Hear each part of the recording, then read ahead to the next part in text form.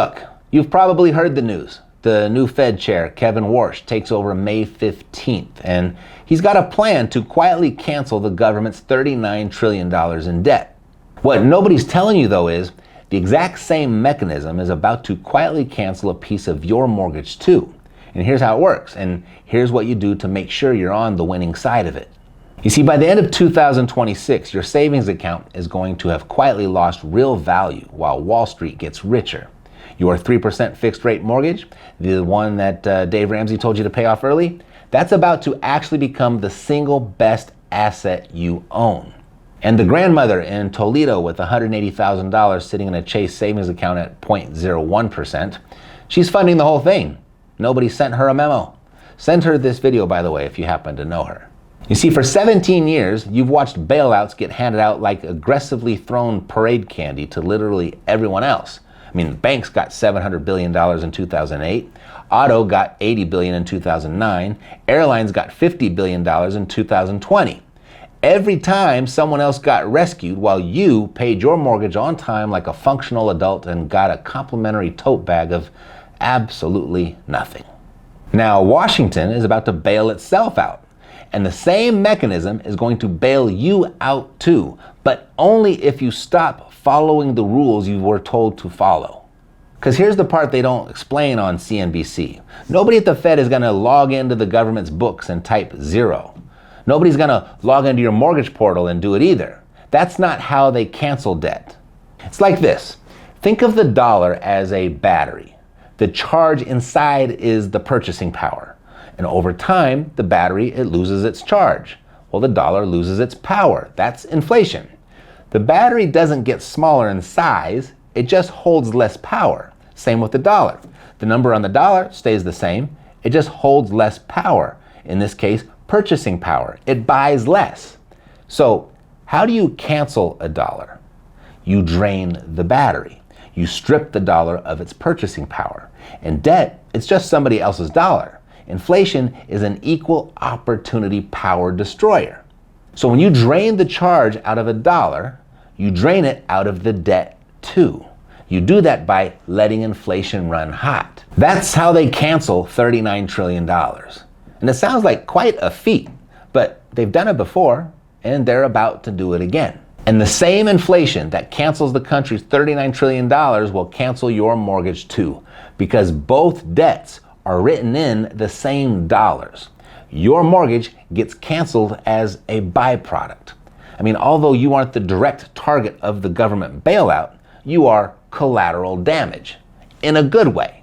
There are 3 moves to make this week, and you can make all 3, and we'll start here, because this is what Warsh inherits on day 1.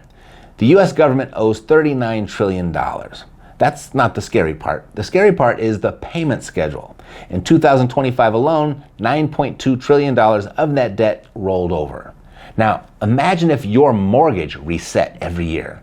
I mean, whatever rate was on the street that month, that's your payment for the next 12. So if rates were low, then you can breathe and you can sleep at night. If rates are high, you got to sell the car. That's Washington right now, every single year. And here's the receipt the Congressional Budget Office just published. Interest on the national debt is on track to become the fastest growing major line item in the federal budget over the next decade. Not defense, not Medicare, not Social Security, just interest. So what do you do when you've got that much debt and the payment keeps resetting? You don't pay it off. You can't. The math doesn't work. You do what America did last time. You repress. Now, repress or repression, this is when the Fed quietly holds interest rates lower than inflation. Or, in reality, the Fed speeds up the battery's leak by charging the battery slower than it drains. And what's charging it? That's the interest the bank is paying you. That's the charge. So every year, you lose a little more power than normal without noticing. Meanwhile, the government borrows more fresh batteries and pays them back later with drained ones. Just like your mortgage, you initially borrowed fresh batteries, and each year you're paying back the bank with weaker and weaker batteries. Nobody votes on it. Nobody passes a law. It just happens because the Fed controls the leak. Here's the thing about debt crisis. We've seen this movie before, in the decade after World War II. In 1946, the federal debt hit 106% of GDP, meaning we owed more than the entire country made in a year. By any standard, the United States was broke. Every newspaper economist said we'd default for the next 40 years. Well, we didn't default. By 1974, that number dropped to roughly 30%. Our debt was 30% of GDP. We didn't pay it off, though. The Treasury paid it off, on schedule, with weaker and weaker batteries. The bondholders, they got every dollar they were promised, but those dollars, they just didn't buy much by the time they got them. And here's how it works. The Fed held short-term rates at 1% to 2%, while inflation periodically spiked above 10%. The batteries were leaking faster than anyone could charge them. There was a rule on the books called Regulation Q that literally capped what banks could pay you on a savings account. You couldn't even try to charge your battery fast enough. Pension funds and insurance companies got steered, not forced, steered into holding treasury bonds at yields that couldn't keep up with the leak. And this isn't a conspiracy. This isn't Matt yelling at the Fed. No, BlackRock, the biggest asset manager on the planet, published a paper in 2025 literally titled Financial Repression, Past and Future. The Richmond Fed has a whole retrospective on Regulation Q.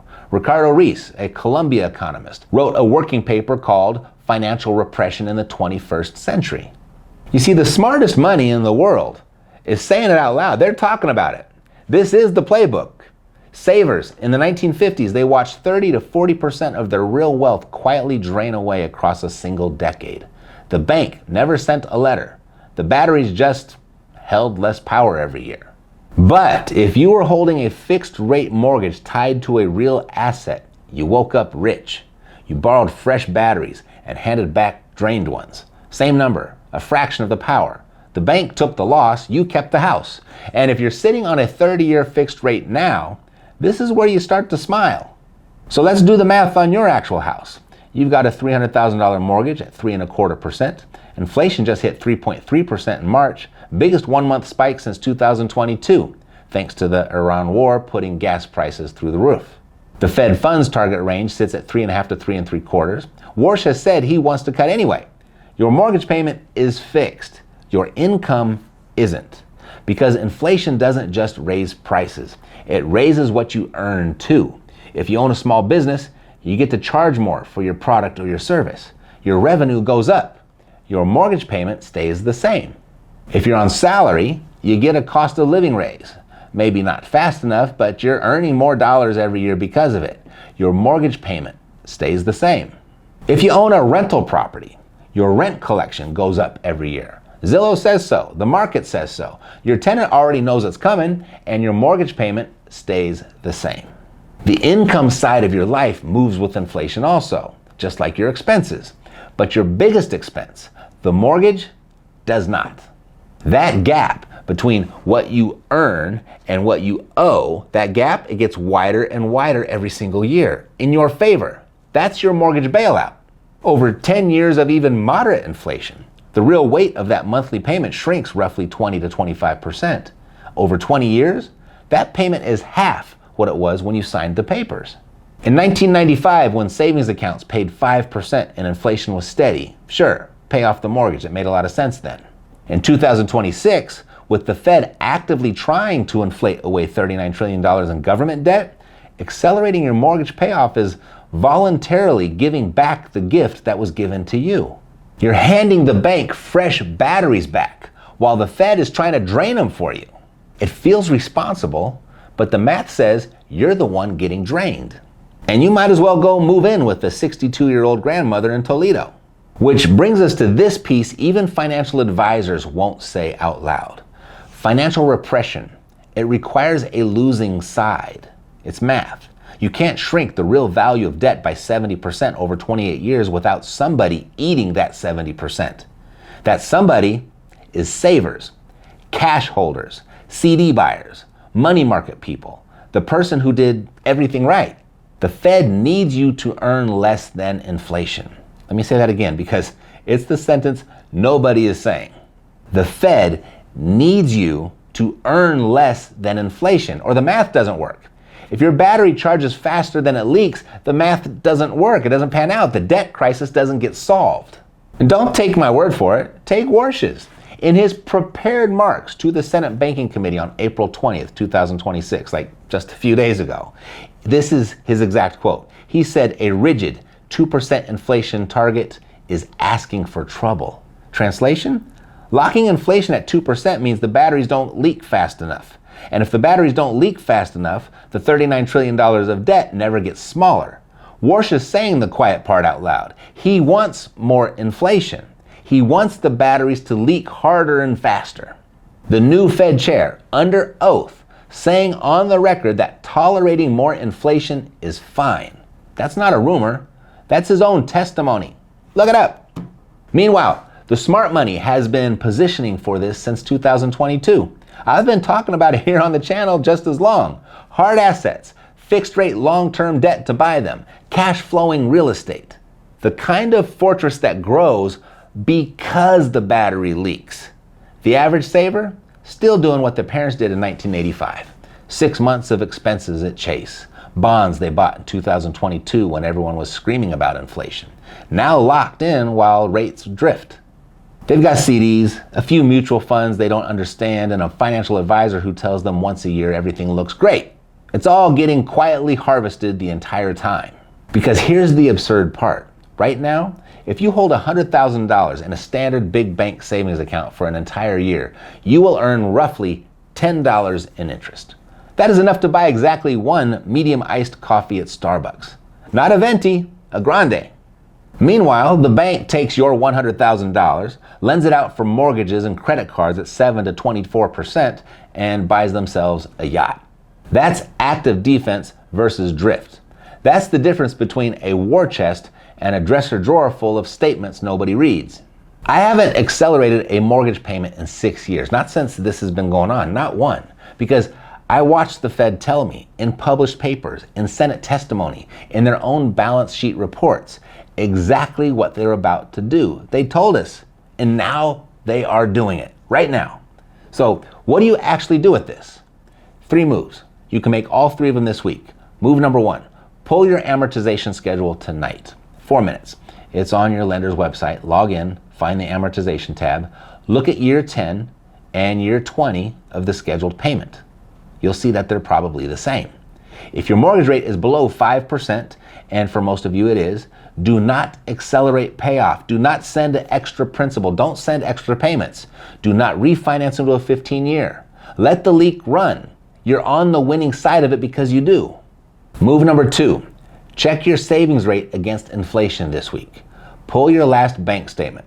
Look at the interest line.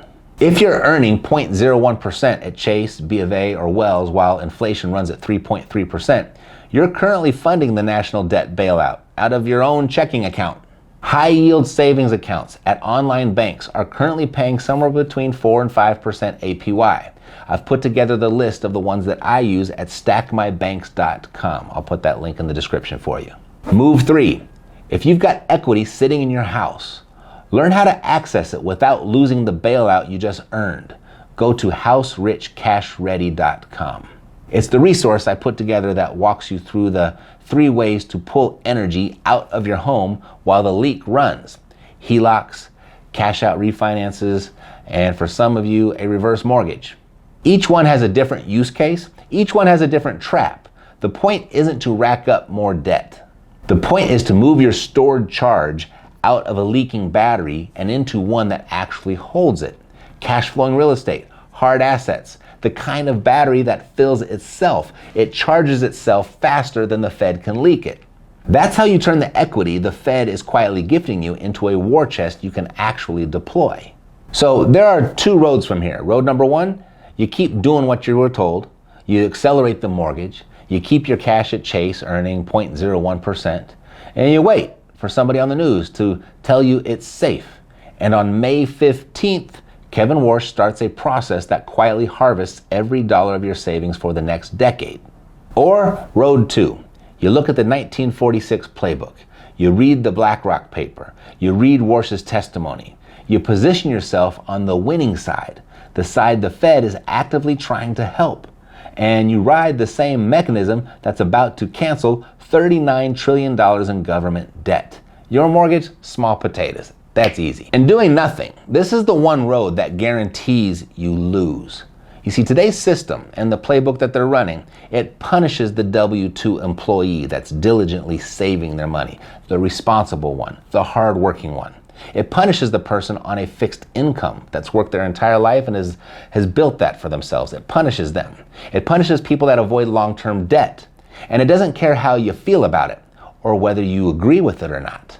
I mean, if you get nothing else from this, don't ignore that the Fed is doing all of this math in public. They're not hiding it. You don't have to take it from me. BlackRock wrote the paper. Richmond Fed published their paper. Warsh testified on the record. The playbook, it's out in the open. The math, it's on the chart. You could Google it in 10 minutes. So here's a question. Why doesn't your banker ever mention any of this? Why doesn't your loan officer, the guy who sold you your mortgage 5 years ago, why don't they ever pick up the phone and say, hey, about that 3% fixed rate you locked in? Here's what it's actually worth now, and here's what you can do with it. Why don't you ever get that call? Well, because they've been told by their boss not to make it, along with many other things. And it's not because they don't know. It's because the minute you find out what they know, the math flips in your favor, and it flips out of theirs. And that's exactly why I pulled this video out here for you to watch next. A former loan officer actually broke the silence on camera, and what he said about how banks look at your fixed rate mortgage, it's gonna change the way you walk into your next conversation with them. It's the other half of this story, the part where you stop being the battery they're leaking and you start owning the ones that charge themselves. God loves you, and so do I. Take care.